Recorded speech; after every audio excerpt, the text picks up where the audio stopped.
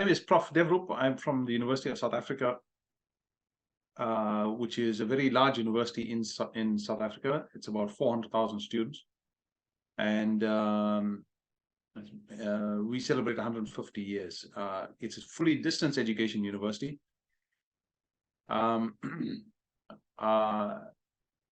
We've been doing distance education for over 150 years. Today, I'd like to talk to you briefly about accessing the arts through online platforms, especially for poor, disadvantaged communities in South Africa.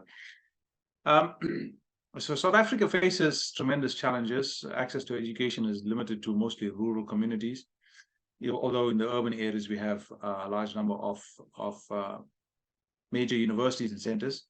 But less than 5% of students in most African countries are in tertiary education, compared to 16% in developed countries. The demand for education across Africa far outstrips delivery. And in the next 10 years, we expect growth to put a further strain on education. If we briefly look at some of the schools in South Africa, most historically Black schools still have no running water or electricity, and this is across the African continent. The death of parents and parental support is a problem for most students across Africa. And the usual challenges that most societies face with crime, vandalism, theft, hunger, poverty, drugs, etc., has a tremendous impact on education. What you're seeing are some of the schools, some of the rural schools in some parts of Africa. Sadly, this is the case across a lot of the rural parts of Africa, with only the urban centers having access to quality facilities and quality education.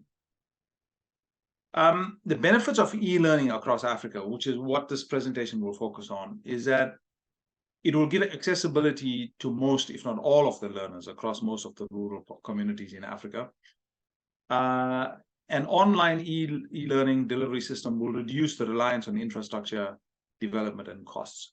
It also reduce travel and environmental impact, things such as paper. And it will provide instant access to educational practices, thereby enabling the content to be on par with educational institutions in developed countries. E-learning is vital to the educational sector across Africa.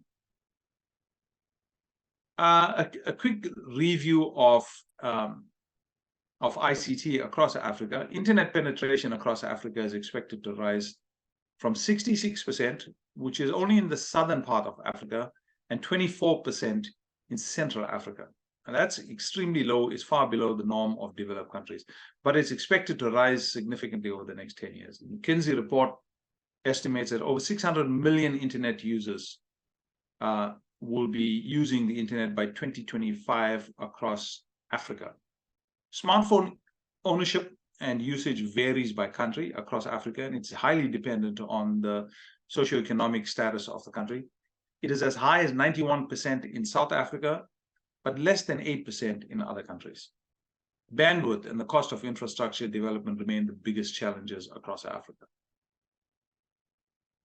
Currently, UNISA, which is the University of South Africa, is one of the largest distance education universities. We have over 400,000 students that study via distance learning.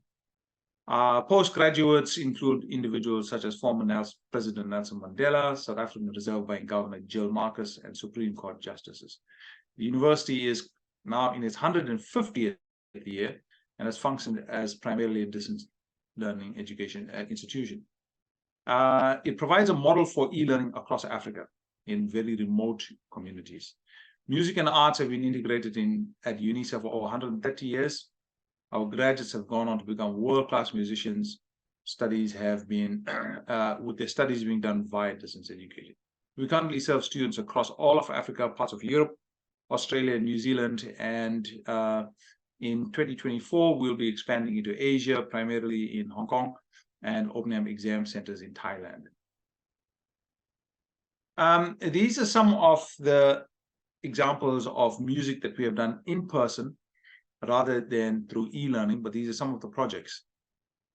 The challenge with teaching music in the arts, especially in music, is that most arts programs comprise a theory and practical component. Now, theory component is very easy to do online. It's no different from studying the sciences online. You can get the theoretical component done very easily online, but the practical component remains a challenge. Students still have to go into labs to do the practicals, and the same is true for music. The practical skills, which requires auditory and instruments, is primarily dependent on one-on-one instruction. The cost implications for practical instructions tend to be rendered more elitist, especially for those with financial resources. However, e-learning provides an ideal solution to reaching more students while reducing these costs. If you look at e-learning across the arts in several African communities, the teaching of the arts, such as music, can be accomplished by the use of standard software such as Skype, Zoom, this platform which we are currently engaging with, Musica, which is an online music platform. Musica is dedicated more towards music, so there's very little latency, high deliverability of high quality audio content. But we also have VLEs, which are virtual learning environments. These are basically virtual classrooms that allow students to interact with each other through music performance. So we could have students in Zambia, Zimbabwe, Malawi, South Africa. We could have students in India, Thailand, Singapore, all interacting in a VLE at the same time. So basically making music together simultaneously. It allows for interaction, audio and video interaction. Blogs have been around for over 30 years now, but there are certain blogs that now enable the use of graphics and video, which makes it very conducive for music. It also allows for interaction between learners. Wikis, as many of you are familiar with, have been around for a long time, and they also contribute significantly, especially to learning aspects such as music theory. Now, employing VLEs across Africa, UNISA, which is the directed music, which is the directed in which I am engaged, uses VLEs extensively. These are remote teaching classrooms. Kenyatta University, which is one of the principal universities in Kenya, uses VLEs in the Department of Dance and Music. The University of Dar es Salaam in Tanzania also makes use of VLEs, and so does the University of Ibadan in Nigeria, University of Education in Winneba, Ghana, Catholic University of Mozambique, and Makerere University in Uganda. So these are just some of the universities across Africa that are already employing VLEs, but they use it primarily for university level students. This session is proposing that you could use these VLEs for students for studying music and beyond music, any of the arts in Africa. In the professional music industry, VLEs are used extensively. These are used in recording environments. You would have a recording studio in Los Angeles, recording artists in New York, in Nashville, performing simultaneously. So it is a viable tool for us to embrace the use of music in classrooms, virtual classrooms across the African continent, because they have been proven to be effective. These are some of the schools in South Africa that use more site-based practical examples in which the use of VLEs would be ideal. If you look at the condition of the schools, they're not highly conducive. We do have problems with instruments due to theft, individuals who want to rob kids of musical instruments. So security is a problem. VLEs will enable these kids to study from their homes rather than have to go to a school. But it's an example of the work that's being done in South Africa. I'm now going to briefly give you some of the e-learning tools that exist, and these are more directed towards music and the arts, purely because they have high-level audio and video content, which are more conducive to the arts. Freesound is software that allows for free sound effects and audio clips. Incompetech, which is royalty-free music, is a wonderful site which will enable students to get free access to royalty-free music. SoundJ, again, high-quality audio effects. Musopen, which is a public domain library featuring music clips. Audacity is a piece of software that's free, and it's ideal for sound editing. So you can take any audio clip and you can edit it in multiple ways. Wavesaw, which is a sound editing program for Windows. Ardo, which is a sound editing for Mac, and Natural Reader, which converts text to audio. This is really important for individuals that have hard of learning challenges, which would enable them. So individuals that are blind, we would be able to convert text to audio with Natural Reader. Coming to the conclusion of the session, e-learning tools, there are obviously a large number of free social media e-learning tools. Skype, as we know, has been around for a long time.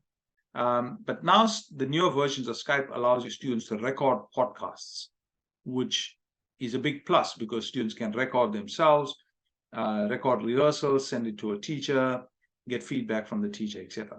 Google Hangouts is used extensively in the academic environment, but it's also a good area for musicians or young students to hang out, a safe environment for them to start discussion groups, converse about their music. Hootsuite is also a very good software that allows you to schedule social media events. Blog Talk Radio is good for young musicians to create radio broadcasts. And Wikispaces, as we all know, are areas that musicians and individuals can use to build and share content. There is a large number of free course designing and authoring tools. These free tools will enable any individuals, such as yourself, to design and maintain your course modules or web pages without spending a lot of time or money.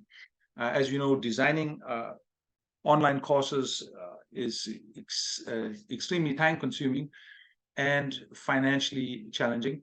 But sites such as iSpring, MyBrainShark, CourseLab, CourseMaker, AuthorPoint Lite, and Udutu are excellent tools for authoring and designing your own courses.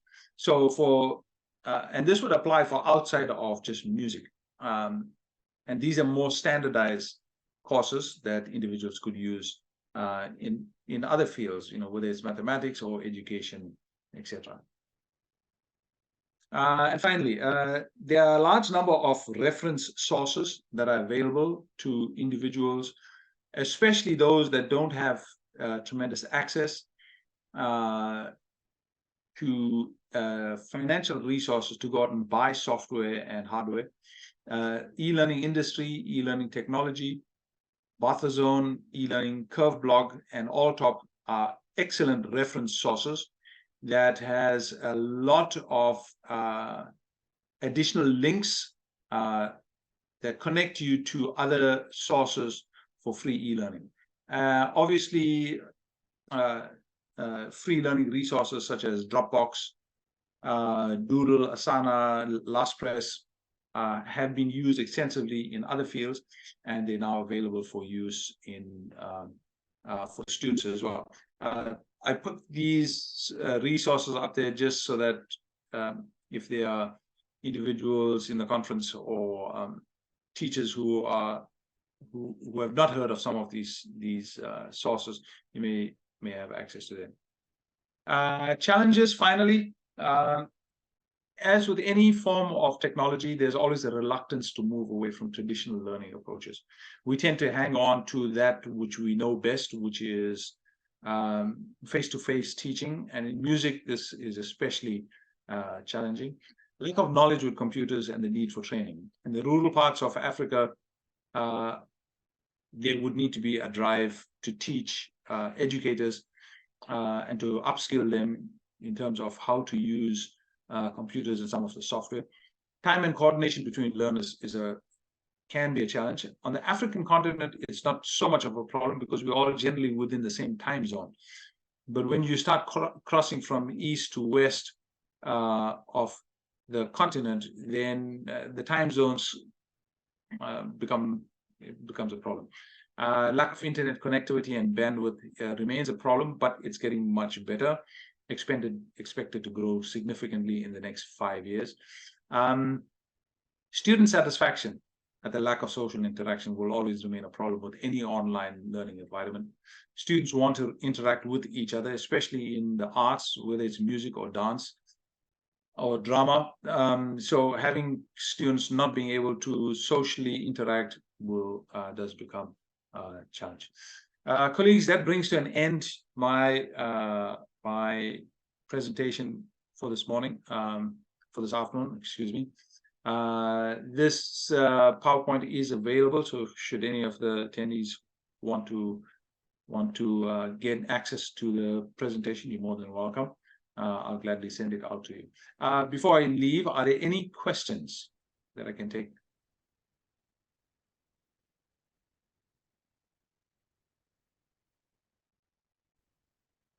There's no questions. Nothing.